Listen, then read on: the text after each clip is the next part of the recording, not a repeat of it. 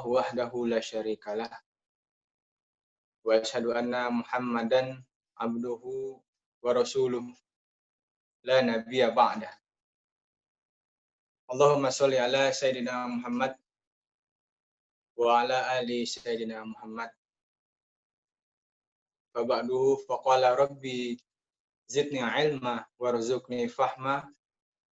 Rabbi shrah li sadri wa yassir li amri wahlul 'uqdatam min lisani yafqahu qawli. Wa rabbi zidni ilman nafi'an wa fahimna bihi bi rahmatika ya arhamar rahimin. Ikhwah fillah rahimakumullah. Teman-teman, sahabat yang sama-sama dimuliakan Allah insyaallah. Tak lupa para guru, para asatid yang tergabung di dalam komunitas Bisikin yang insyaallah sama-sama kita diridhoi oleh Allah Subhanahu wa taala. Amin. Adapun atas izin Allah, qudrat dan iradatnya kita bisa berkumpul dalam pertemuan virtual ini. Kita tahu bahwa kondisi alam saat ini sedang meriset dirinya. Kalau kata sebagian sebagian pengamat, munculnya pandemi ini akan melahirkan suatu value yang baru atau disebut dengan new normal. Normalnya kita kalau kajian itu datang ke masjid atau kuliah itu datang ke kampus. Tapi sekarang kita lakukan via online lewat pertemuan virtual dengan aplikasi-aplikasi baik seperti Zoom atau Google Meeting, ya semua aplikasi video call. Alhamdulillah, ini suatu hal yang menarik buat kita yang hidup di zaman mutakhirin. Ya, anak milenial. Anak milenial itu terminologi ini muncul ya kurang lebih 10 tahun belakangan ini. Dia diartikan kepada anak-anak atau manusia yang lahir di atas tahun 80-an, 90-an. Ya, kita-kita ini. Ustadz-ustadz milenial, jamaah-jamaah milenial yang sadar akan gadget, yang sadar akan teknologi virtual. Tidak terbayang dahulu orang bisa berdagang tanpa tidak memerlukan toko atau barang yang kita kenal sebagai e-commerce. Dia tidak butuh modal yang besar, cukup kuota internet 2 GB, kata Ustaz Abdul Somad, dia sudah bisa menjalankan sebuah bisnis. Begitu juga tidak perlu punya banyak mobil. Dengan adanya aplikasi seperti Google Drive, Gojek, atau yang sejenisnya, semua orang bisa berganti-ganti mobil. Ini sungguh kalau kita lihat pada sisi yang lain adalah karunia Allah yang terbesar. Kalau Nabi Adam melihat anak cucunya ini bisa gonta-ganti mobil, pasti dia Nabi Adam alaihissalam sangat bangga. Oh, lihat cucu saya, anak cucu saya, zuriat saya, mobilnya aja ganti-ganti. Nabi Adam aja nggak pernah naik mobil. Masya Allah, barakallahu fiik. Ya, iwafillah rahimakumullah. Tantangan kita di zaman ini sungguh berbeda dengan tantangan ulama-ulama terdahulu. Tentu treatmentnya pun berbeda. Ini pun akan merubah tradisi keilmuan terkait tentang sanad keilmuan. Kalau dulu sebagai guyon, kita selalu mengatakan orang itu dapat belajar dari mana? Riwayatnya dari mana? Wa Google, wa YouTube ya, wa Facebook ya, wa Instagram ya. Dan sekarang kita semua mengambil sanad lewat online. Nah, ini keabsahannya asatid kontemporer mesti juga mempertimbangkan itu. Karena menurut Dr. Hamid Fahmi Sarkasi, tradisi keilmuan Islam itu khas. Khasnya apa? Dia memiliki sanad keilmuan. Kita tahu gurunya siapa. Sampai runut pada junjungan Rasulullah Muhammad SAW. Seperti halnya guru kita, Buya Hamka, gurunya siapa? Beliau sempat belajar kepada ayahnya sendiri, Syekh Abdul Karim Amrullah. Juga belajar kepada Syekh Ahmad Khatib Al-Minakabawi. Jadi rantai keilmuannya itu menyambung. Langsung transmisi keilmuannya itu sampai kepada Rasulullah Muhammad SAW. Dan hubungan antara guru dan murid, takdib dalam istilah Syed Nakib atas, itu benar-benar nampak wujud. Ya, kalau virtual gini, inilah tantangannya. Kita hidup di era virtual. Dan menurut kajian kontemporer, yang peminat teori konspirasi, akan berubah tata nilai yang disebut dengan new normal.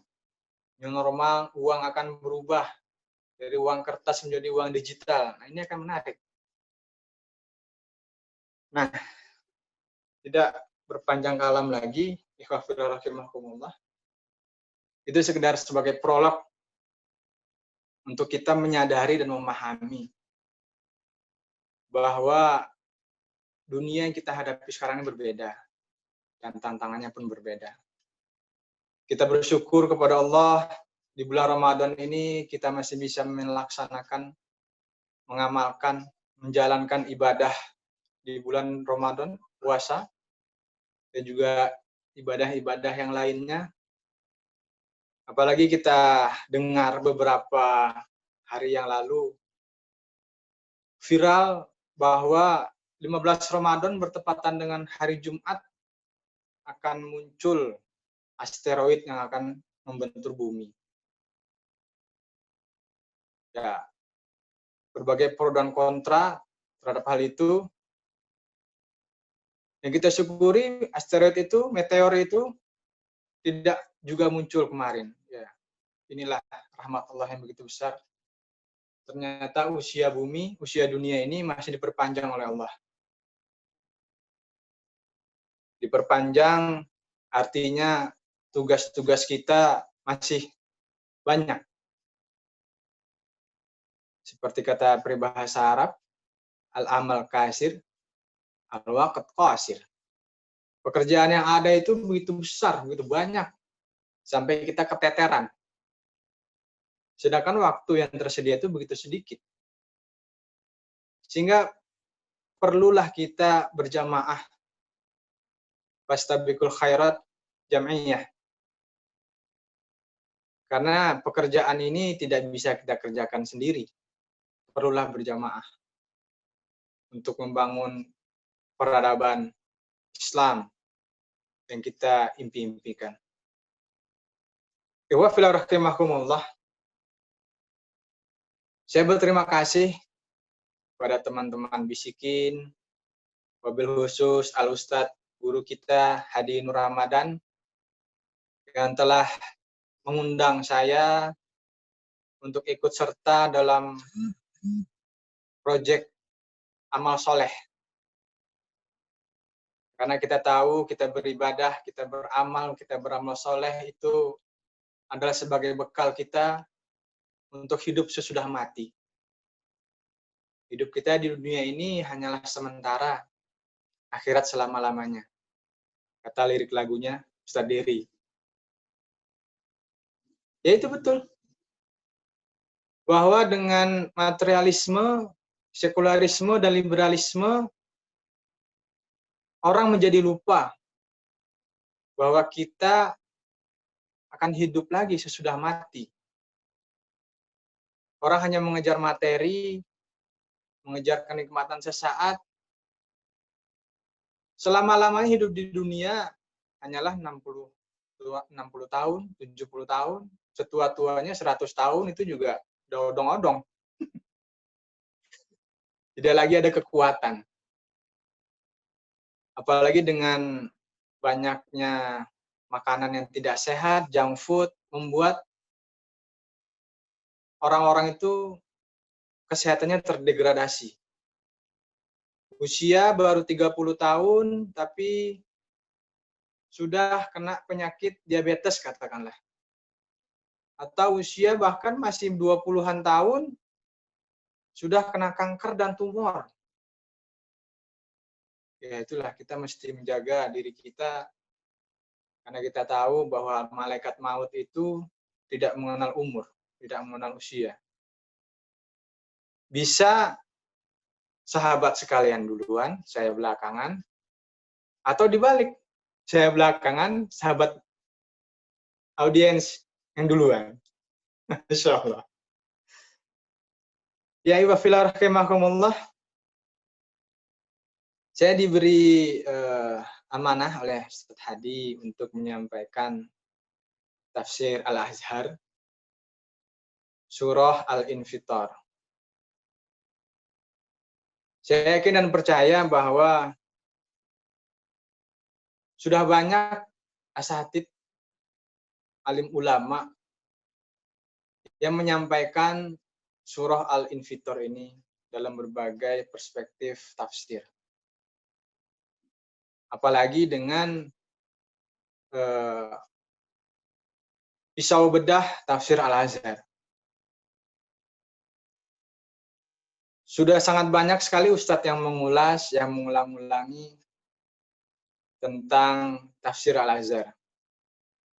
Begitu pula kita pada hari ini, sejatinya kita hanyalah mengulang-ulang pelajaran agar kita bisa bertambah pula keyakinan, bertambah paham, bertambah mengerti, karena hafal jalan karena ditempuh, kata pepatah orang Melayu. Jadi kita hafal sesuatu karena selalu diulang-ulang. Repetition. Kalau kata Ustadz Felix Shaw dalam bukunya itu Habit, untuk memunculkan suatu habit yang positif, harus diulang-ulang. Repetition. Juga misalnya kata Ustadz Adi Hidayat, kalau kita ingin menghafal Quran, kuncinya repetition. Pengulangan. Begitu pula agar kita mengerti tentang konsep kehidupan ini juga dengan mempelajari ilmu. Karena untuk mendapatkan dunia mesti dengan ilmu. Juga mendapatkan akhirat mestilah juga dengan ilmu, kata Imam Syafi'i. Tafsir Al-Azhar, kawan-kawan, sahabat bisikin, dimanapun teman-teman berada, adalah sebuah magnum opus, karya agung dari seorang manusia Indonesia, seorang besar, ulama besar. Itu bukan kata saya. Pengarang tafsir Al-Azhar ini diakui oleh tokoh-tokoh yang hidup sezamannya dan yang hidup sesudahnya. Ada sebuah buku yang berjudul tentang 70 tahun Buya Hamka. Di situ yang menulis adalah kumpulan para tokoh. Di halaman pertama yang menulis adalah Bung Hatta. Kemudian diikuti oleh Natsir, Buya Natsir. Terus tokoh-tokoh itu memberikan testimoni tentang Buya Hamka. Juga di halaman terakhir 10 penulis 10 penulis terakhir itu ada satu tokoh Nurholis Majid. Di dalam buku 70 tahun Buya Hamka itu Cak Nur pun berpartisipasi menulis tentang sosok Buya Hamka. Apa kata Cak Nur? Buya Hamka adalah sosok yang besar, sosok yang agung, yang dimiliki oleh Nusantara. Karena kapasitasnya bukan kaliber lokal.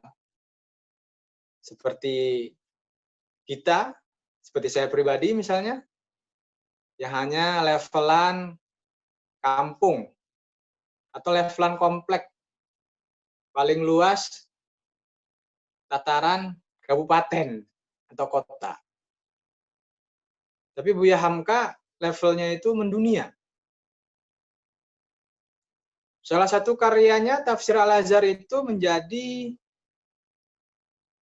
koleksi dari berbagai macam perpustakaan, baik perpustakaan pribadi, perpustakaan negara, perpustakaan umum, di Singapura, Malaysia, Brunei, Thailand, bahkan Vietnam, Asia Tenggara, bahkan Asia umumnya,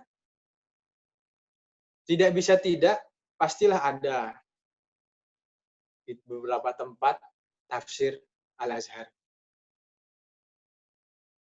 Sosok Buya Hamka ini sosok yang menarik. Ikhwah fillah rahimakumullah.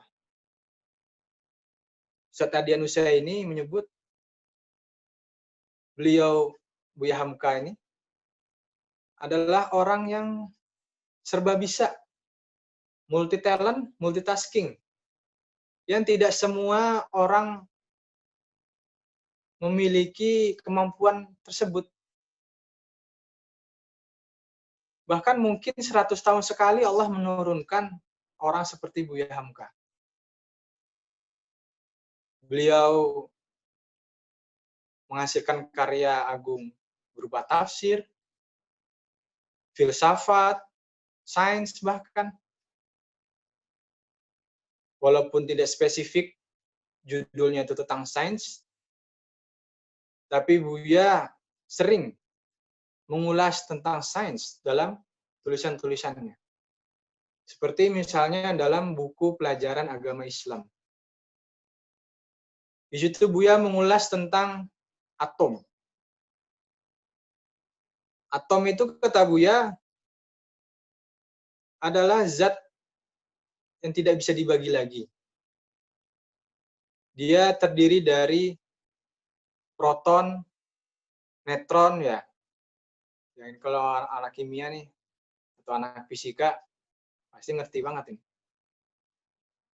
Kemudian Buya memberikan pertanyaan. Bagaimana molekul itu bisa bersatu atau wujud? Apakah karena kumpulan proton dan elektron itu sehingga memunculkan molekul? Sehingga menjadi sebuah atom, atom itu bersatu, berkumpul menjadi molekul. Nah, ini kan menarik. Jadi seorang Buya Hamka juga mengulas sains. Apakah dia dengan sendirinya bersatu menjadi molekul atau ada yang menggerakkan? Nah, ini pertanyaan filosofis ini. Pastilah ada yang menggerakkan di situ, kata Buya. Itulah kudrat dan iradat Allah. Karena kalau itu tidak dijadikan oleh Allah, maka dia tidak akan jadi. Nah, inilah mengapa, atau juga salah satu contohnya misalnya gempa bumi, kata Buya. Apakah gempa bumi itu karena terjadinya benturan pergolakan magma, dan juga benturan lempengan lapisan bumi, kata Buya. Apakah dia bergerak dengan sendirinya atau ada yang menggerakkan? Nah inilah kalau kita cuplik ngutip Profesor Syed Naqib Al-Atas, ilmu itu tidak bebas nilai. Not value free, but value ridden. Dia justru sangat syarat dengan value, tidak bebas nilai. Disitulah muncul nilai-nilai sekular, kata Al-Atas.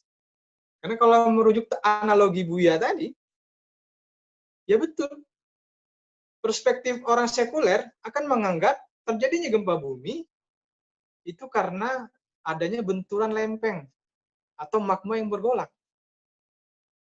Tapi worldview seorang Muslim, seorang yang beriman, gempa bumi itu terjadi, bahkan bersatunya proton dan neutron itu adalah karena kudrat dan iradat Allah. Itulah kemudian muncul teori Islamisasi ilmu. Tapi kita tidak sedang membahas itu. Nanti akan kepanjangan. Yang kita bahas adalah tentang tafsir Al-Azhar.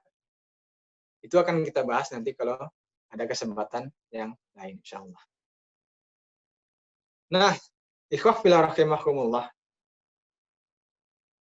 Hari ini saya akan kita coba mentadaburi surah Al-Infitar yang berarti pecah belah. Pecah belah bukan berarti divide et impera atau adu domba seperti yang dilakukan oleh kolonial Belanda terhadap kaum muslimin Indonesia. Pecah belah kita. Tapi Al-Infitar ini adalah surah yang menggambarkan tentang proses terjadinya kiamat. Kalau kita ketahui bahwa yang membahas kiamat ini, kata beberapa ulama, ada 3 surat, yakni surat Al-Insyiqaq dan juga surat At-Takwir. Dan yang ketiga adalah surat Al-Infitar. Dalam tafsir Buya Hamka, Buya membagi 3 tema. Dalam Al-Infitar ini temanya adalah tentang pertama proses terjadinya kiamat, yang kedua tentang sikap manusia, dan yang ketiga tentang bakti dan durhaka. Jadi ini ada 3 subtema yang kita bahas. Dan waktu yang tersedia, durasinya kata panitia 1 jam. Nanti saya akan coba sesingkat-singkatnya seperti proklamasi Republik. Ini udah setengah jam nih. Kita mulai tadi 5:30. A'udzubillahi minasyaitonirrajim. Ya, kalau sahabat ada Al-Quran atau buka juga tafsir Al-Azhar, kita baca sama-sama surah Al-Infitar. Surah ke-82 berjumlah 19 ayat dan tidak ada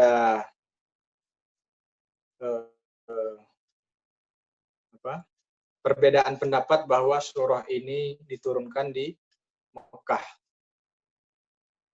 Jadi jenis suratnya surah Al-Makiyah. Bismillahirrahmanirrahim. Idza as-samaa'u fatarat wa idzal kawakibu tasarat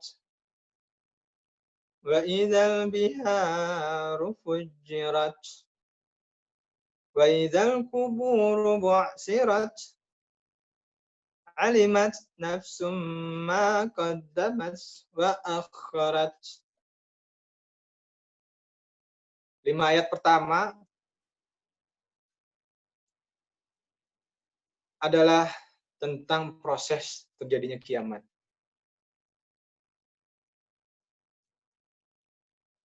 Surat Al-Infitar ini menggambarkan betapa hebatnya, dahsyatnya ihwal hari kiamat itu kelak, kata Buya. Idza samaa'u fatarat, apabila langit telah terbelah. Dalam tafsir Al-Azhar, Buya menerangkan bahwa artinya peredaran cakrawala tidak lagi teratur dengan seksama sebagaimana biasa, dan lantaran itu tentu bintang-bintang telah jatuh berserak. Wa izal kawakibun tasarat, dan apabila bintang-bintang telah jatuh berserak, tidak lagi terikat oleh daya tarik antara satu dengan yang lain. Jadi gravitasi hilang. Langit terbelah dan menyebabkan keseimbangan alam menjadi hilang.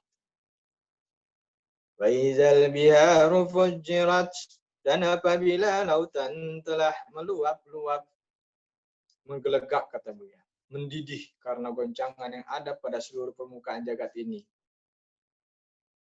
Lautan meluap-luap, menggelegak, mendidih. Mungkin bisa kita analogikan sebagai terjadinya tsunami. Air itu tumpah, air laut tumpah. Bisa dibayangkan. Banyak kita lihat cuplikan akhir zaman, apalagi teman-teman yang penikmat kajian akhir zaman. Misalnya dubbingnya itu suara Ustadz Zulkifli M. Ali, tapi videonya itu, secara visualnya itu, tsunami, gempa bumi, gunung meletus, ya mungkin itulah gambarannya yang dibuat oleh Hollywood. Sebab yang satu bertali teguh dengan yang lain, yang menyebabkan rusak satu, hancur semua. Faizal biharu fujirat, dan apabila lautan telah meluap. Faizal kuburu bu'asirat, dan apabila kubur-kubur telah dibongkar, manusia yang berkubur, kita sebagai camat, calon mati, yang akan pindah ke ibu kota baru di Balikpapan,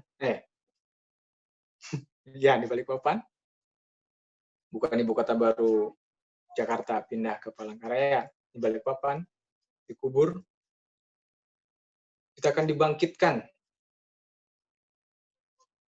Bahkan Al-Quran menggunakan diksi sirat, dibongkar. Dibongkar semua itu.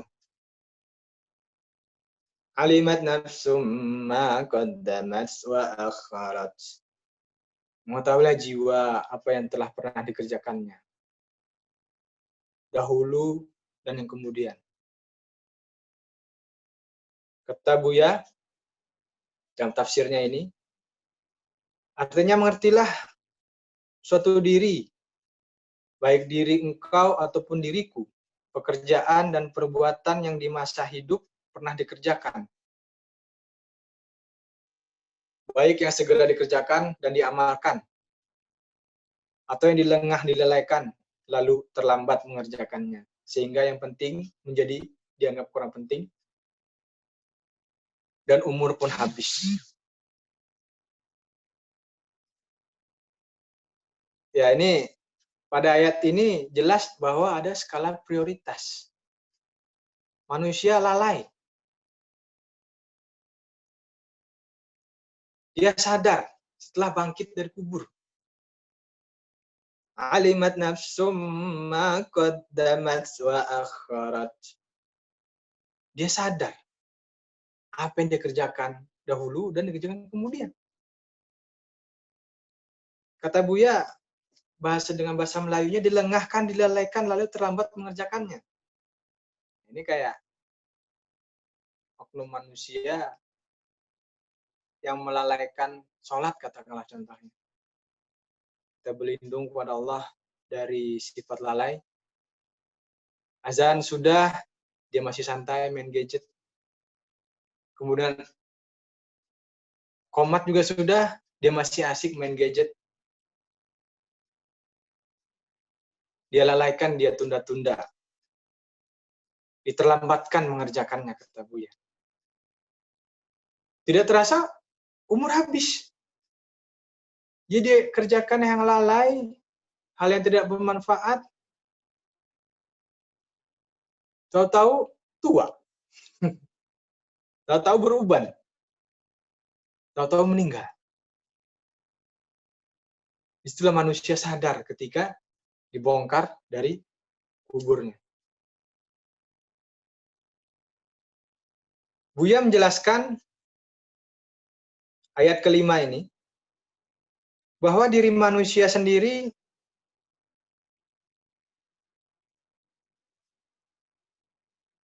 yang dikerjakan itu akhirnya sadar tatkala masih hidup di dunia. Dalam konsep prioritas ini, kita menjadi ingat teori Syedna Kebal Atas yang menyebut tentang konsep fardu ain, fardu kifayah. Mana yang penting kita dahulukan dan mana yang tidak penting. Dalam hal pendidikan, katakanlah hal fardu ain itu misalnya kita mesti wajib mempelajari dinullah, agama Allah. Sedangkan pelajaran yang lain, ilmu dunia, itu adalah komplementer atau pelengkap. Disitulah muncul teori kata Al-Atas, teorinya Al-Atas, bukan kata Al-Atas. Teori tentang fardu ain dan fardu kifayah. Seorang yang fardu ain, misalnya katakanlah dia seorang dokter, dia mesti dulu bisa baca Al-Quran, bisa sholat, ketimbang dia bisa membedah misalnya katakanlah. Karena menjadi dokter adalah fardu kifayah. Atau ilmu. Ini kita biasanya habis lulus aliyah atau lulus SMA sederajat, gampang untuk memilih kemana kita akan melanjutkan perguruan tinggi. Syukur-syukur kita bisa kuliah, mendapatkan beasiswa, tapi yang kurang beruntung, kita bekerja atau bahkan tidak kuliah. Bingung mau memilih apa jurusannya. Nah, ini menarik, bisa kita baca dalam bukunya Ustadz Adian, misalnya dalam pendidikan tinggi, di era disrupsi ini, ada fardu ain. Berarti yang wajib kita pelajari. Ya mungkin kita bisa masuk ke pesantren dulu, kita ngaji dulu, kalau misalnya belum sempat, atau masuk UIN. Jadi kita dahulukan dulu ilmu akhirat, baru dilengkapi dengan ilmu dunia. Fardu ain untuk diri pribadi dulu, ibda' binafsih, kita selamatkan dulu diri kita, baru ilmu fardu kifayah untuk umum. Lanjut, kita sampai kepada ayat yang ke-6. Ini sudah masuk tema yang kedua. Ya ayyuhal insanu ma gharraka bi rabbikal karim. Tema kedua ini sikap manusia. Wahai manusia, apakah yang telah memperdayakan kamu terhadap Tuhan kamu yang Maha Pemurah? Nyambung ke ayat kelima tadi, bahwa ketika dibongkar manusia dari kuburnya, Allah bertanya, Ya ayyuhan nas, ya ayyuhal insan, wahai manusia, ma gharraka bi rabbikal karim. Apakah yang telah memperdayakan kamu terhadap Tuhan kamu yang pemurah? Kita lihat tafsir Al-Azhar Buya Hamka nulis, begitu Allah mencurahkan kurnia-Nya, belas kasih-Nya kepada kamu, namun kamu lalai jua. Yang patut segera kamu kerjakan tidak jua kamu kerjakan. Apakah gerangan yang menyebabkan kamu lalai dan lengah dari panggilan Tuhan? Panggilan Tuhan. Siapa yang memperdayakan kamu hingga kamu lupa? Tentu saja yang pertama sekali memperdayakan kamu dari menghadap Tuhan ialah musuh besarmu yang bernama setan iblis itu. Dialah yang menyebabkan kamu akan menyesal untuk selama-lamanya. Tidak ada yang lain menghambat langkah maju menuju Tuhan melainkan iblis, sehingga kamu lengah dari kemuliaan Tuhan. Kalau ngomongin iblis ini, kata Buya tadi, musuh besarmu yang bernama iblis. Ustaz Adian pernah menyampaikan, yang membuat masalah di dunia ini, yang membuat konspirasi ini, sebenarnya sumbernya satu. Dalangnya pun itu aja sebenarnya. Musuhnya itu aja, yaitu iblis. Jadi iblis yang memperdayakan kita. Dia yang membuat konspirasi ini. Ya walaupun saya nyampein yang nggak lucu, karena versinya beda sama Adian. Karena musuh dalang utama di balik ini semua, yaitu iblis. Termasuk corona ini mungkin. Karena kalau kita lihat video Ustaz Zulkifli Muhammad Ali, ada seorang yang diruqyah, yaitu diakui bahwa iblis yang membuat konspirasi ini. Ya, jadi ini lebih tinggi levelnya. Jadi kita tidak menuduh ini kerjaan Zionis atau Yahudi. Di atas itu, iblis. Kerjaan iblis ini. Masya Allah. Alladzi khalaqaka fasawwaka fa'adalak. Yang telah menciptakan kamu. Alladzi khalaqaka. Dia ciptakan daripada air mani yang keluar dari sulbi, proses penciptaan manusia. Seorang laki-laki dengan air yang keluar daripada taraib seorang perempuan. Taraib itu rahim perempuannya. Dikandung dalam rahim ibu itu menurut ukuran hari-hari dan bulan-bulan yang tertentu. Lalu menyempurnakan kejadian kamu. Sejak dari segumpal air yang dinamai nutfah, berangsur menjadi segumpal darah yang menambah alaqah, lanjut menjadi segumpal daging yang dinamai mudghah. Fasawwaka fa'adalak, lalu menjadikan kamu seimbang. Untuk tubuh manusia, mata 2 seimbang, gigi atas bawah seimbang, hidung di depan seimbang, kuping kanan kiri ada 2 seimbang, tangan dan kaki seimbang. Bisa dibayangkan kalau misalnya posisi hidung, lubangnya itu ke atas. Ini kalau hujan jadi tempat penampungan air. Posisinya itu sedemikian rupa Allah ciptakan lubangnya itu arahnya ke bawah. Masya Allah. Bentuk tubuh manusia, kata Buya, benar-benar dijadikan Allah seimbang.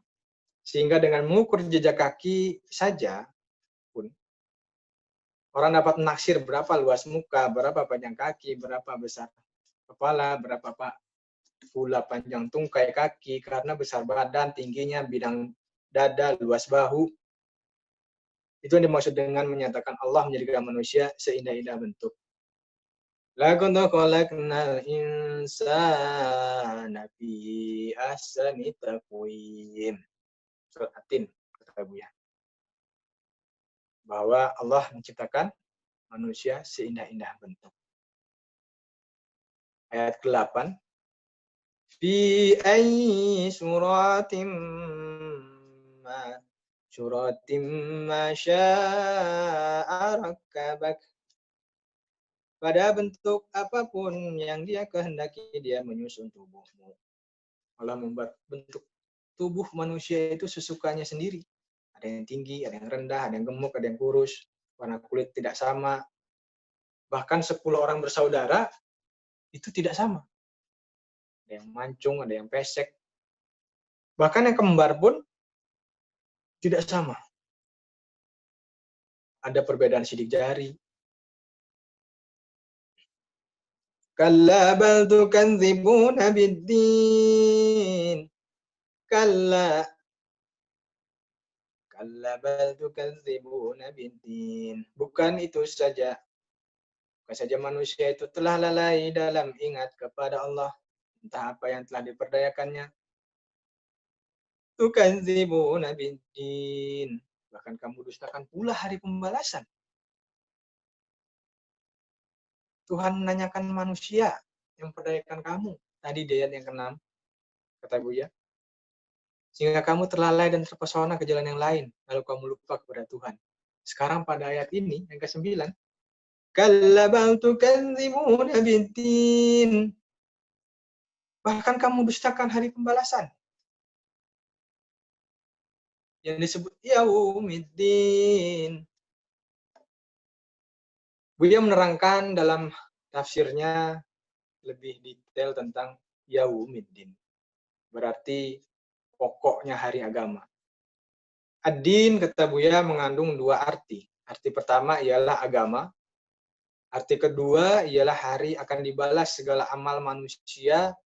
Dan kedua arti ini dapat kita gabungkan jadi satu. Sebab kita memeluk satu din. Dan mengerjakan perintah dan menghentikan yang dilarang dalam dunia ini ialah karena satu tujuan saja, yaitu agar mendapat pembalasan yang setimpal daripada Tuhan di akhirat kelak. Amalan agama yang baik akan diganjari dengan baik di akhirat, dan amalan yang jahat akan diganjari dengan neraka. Oleh sebab itu, tidaklah salah jika dikatakan bahwa hari akhirat itu memang hari agama. Hari agama ini yang mereka dustakan. Ad-din, agama, dan juga hari pembalasan. Konsep ad-din ini diterangkan oleh Syed Nakib Atas dengan jelas dalam bukunya Risalah untuk kaum muslimin tentang konsep agama. Agama perspektif Islam itu berbeda dengan perspektif Barat. Karena agama itu adalah din. Din itu dain, yang juga disebut dengan keberhutangan. Jadi kata Latas, manusia ini lahir di dunia itu karena diberikan rahmat oleh Allah, sehingga manusia itu berhutang kepada Allah. Jadi manusia lahir di dunia ini tidak ujuk-ujuk, tidak begitu dengan sendirinya, seperti konsep Barat,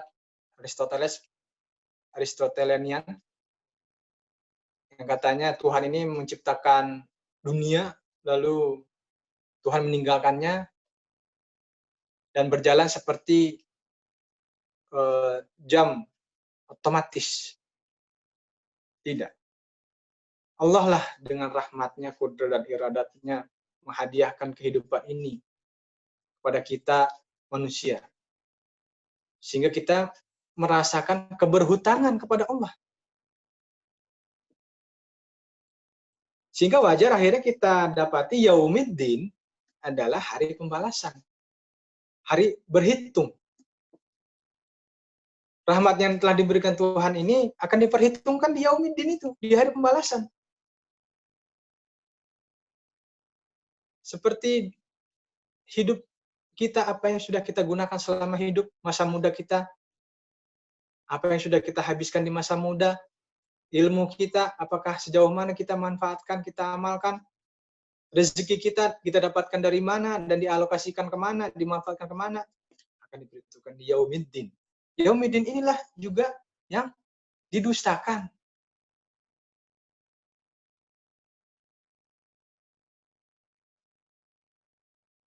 Didustakan. Orang yang mendustakan yaumiddin, ya orang-orang agnostik yang tidak percaya hari berbangkit dan hari pembalasan. Ad-din tadi kata Latas, keberhutangan. Kita berhutang kepada Allah karena Allah memberikan rahmatnya kita bisa hidup di dunia ini. Dan itu akan dipertanggungjawabkan pada Yaumiddin. Berbeda dengan konsep agama dalam konsep Barat, religion, kata Latas. Religion itu dari bahasa Latin religio. Religio artinya yang mengikat. Jadi agama itu mengikat manusia. Jadi merasa terikat, terkekang. Akhirnya gerakan Renaissance salah satunya adalah ingin melepas kekangan itu. Dan kekangan itu tidak berdasarkan wahyu. Tapi berdasarkan sekelompok orang yang menyatakan dirinya itu suci. Atau dalam hal ini gereja, pendeta. Jadi dialah punya yang pemilik otoritas tunggal kebenaran. Karena dialah wakil Tuhan di muka bumi. Religio karena mengikat orang Barat tidak suka, akhirnya terkekang. Bisa kita baca dalam buku Ustadz Adian Husaini, Wajah Peradaban Barat, bahwa Barat itu sangat traumatis terhadap agama. Sehingga munculnya sekularisasi itu bukan dari peradaban Islam, tapi dari peradaban Barat yang trauma terhadap agama.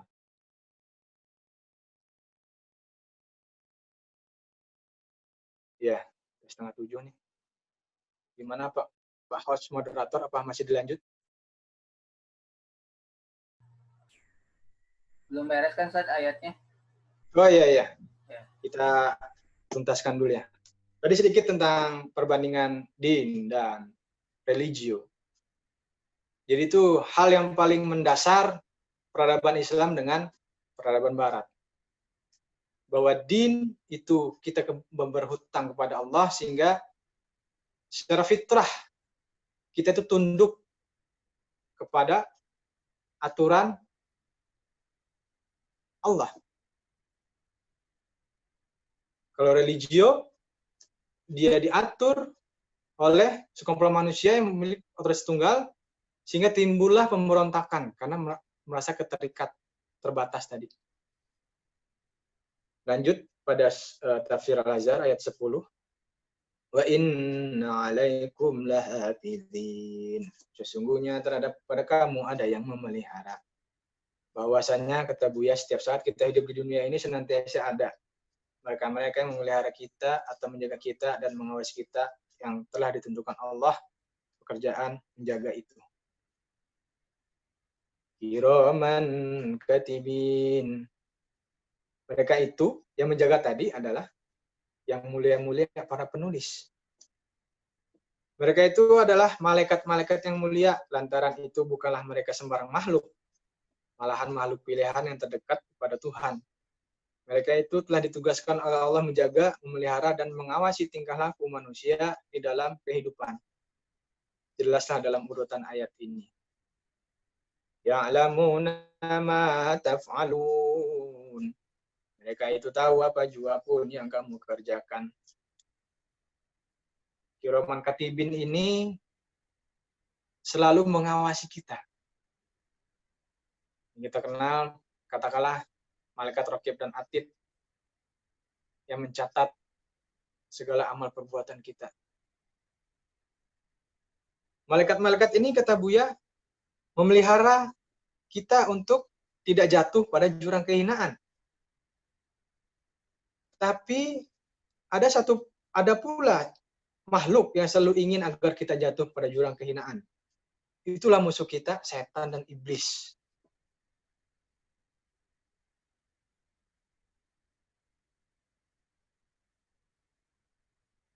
Dan tema yang ketiga, yang terakhir, yakni tentang konsep bakti dan durhaka. Innal abrara lafi na'im. Sesungguhnya orang-orang yang banyak berbakti, al-abrar, diartikan oleh Buya sebagai orang-orang yang banyak berbakti, berbuat jasa, meninggalkan kenangan-kenangan yang baik dalam hidupnya, terutama kepada sesama hamba. Al-abrar lafi na'im. Fi na'im. Benar-benarlah di dalam surga yang penuh nikmat.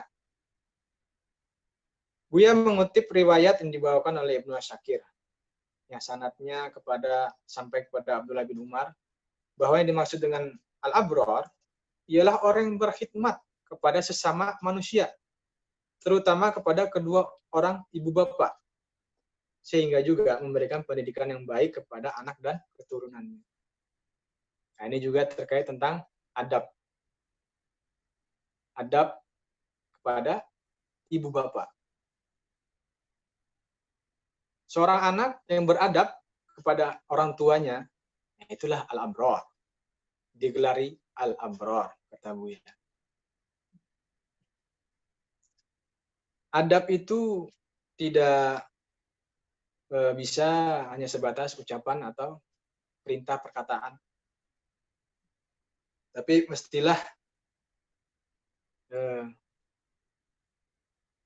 diamalkan, diteladani, dicontohi. Ayat ku anfusakum wa ahlikum naro, Ibnu Abbas mengatakan bahwa artinya itu dah adibuhum wa alimuhum. Jadi ajarilah dia adab dan ilmu. Jadi dengan adab dan ilmu manusia bisa berbakti pada orang tua dan sama manusia. Jadilah dia al-abrar, kata Buya. Wa innal fujjar lafi jahim.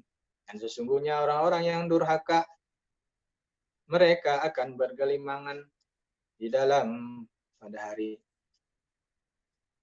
jahim, neraka jahim. Benar-benarlah dia dalam neraka jahim. Yakni orang-orang yang sengaja melanggar segala apa yang ditentukan oleh Allah, tidak peduli akan nilai-nilai kebenaran. Jadi benar itu, apalagi dengan teori relativisme, relatif. Benar salah itu relatif. Seorang al-abrar akan jelas mengetahui yang hak itu adalah hak, yang batil adalah batil. Khalifah Umar bin Abdul Aziz mengatakan, yang hak itu akan tetap hak sampai dunia ini hancur, sampai kiamat. Yang batil akan tetap batil sampai meskipun dunia ini kiamat, hancur. Jadi tidak ada perubahan di situ. Dari zaman dulu sampai sekarang, yang hak itu adalah hak, yang batil adalah batil. Tidak ada percampuran di antara keduanya. Innal fujjara lafi jahim yaslaunaha yaumaddin. Mereka akan bergelimang di dalam hari pembalasan itu. Orang-orang yang tadi dibongkar dari kubur, yang akhirnya sadar dengan amal perbuatan dirinya, bahwa dia telah lalai, bahkan mendustakan hari pembalasan, dia akan bergelimang di dalam hari pembalasan itu. Bergelimang nih, karena beliau menggunakan terminologi Melayu, kumpul jadi satu, bergelimang.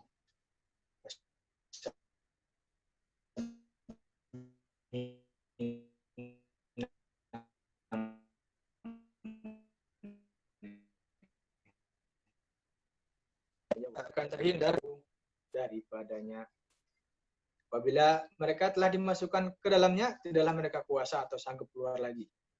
Sehingga apabila dipanggil mereka dalam neraka itu, mereka akan senantiasa menjawab, ada. Adakah Fulan bin Fulan di dalam neraka? Hadir. Nah, dia nggak bisa absen. Karena posisinya sudah kekal dalam neraka. Wa ma adraka ma yaumuddin. Summa ma adraka ma yaumuddin. Diulang-ulang pertanyaan ini sampai 2 kali. Untuk menarik perhatian betapa hebatnya hari itu, kata Buya. Yaumuddin itu. Tahukah engkau apakah hari pembalasan itu? Summa ma adraka ma yaumuddin. Dan kemudian tahukah kamu apa hari pembalasan itu? Tahqiq. Ditekankan lagi hari pembalasan itu. Yauma la tamliku nafsum lin nafsin syai'a wal amru yauma idzin lillah. Pada hari yang tidaklah berkuasa satu diri terhadap diri yang lain sedikit pun. Buya menjelaskan, bapak tidaklah dapat menolong anak, anak tidak dapat menolong ayah, istri tidak dapat menolong suami, suami terhadap istri, bahkan guru terhadap murid, bahkan raja terhadap rakyat tidak bisa berkuasa. Karena mereka sibuk dengan dirinya sendiri. Dan segala urusan pada hari itu adalah dalam kekuasaan Allah semata-mata. Wal amru yauma idzin lillah. Segala urusan pada hari itu adalah dalam kekuasaan Allah semata-mata. Artinya mahkamah ilahiyah yang berdiri dan berlakulah pertimbangan hukum Allah yang maha adil. Tidak akan ada penganiayaan hukum sebab Allah yang maha kuasa tidaklah berkepentingan untuk dirinya sendiri untuk melakukan kezaliman. Dan semua makhluk adalah sama di sisi Allah. Jadi kita di dunia ini apakah punya predikat presiden, predikat pengusaha, orang kaya, miskin, ulama, orang bodoh, semuanya sama di hadapan Allah. Kita sudah sampai di penghujung ayat ke-19 tadi, tafsir Al-Azhar. Mudah-mudahan tadabbur kita hari ini bisa menambah bekal iman kita, bisa menambah keyakinan kita bahwa kita hidup di dunia ini hanyalah sementara.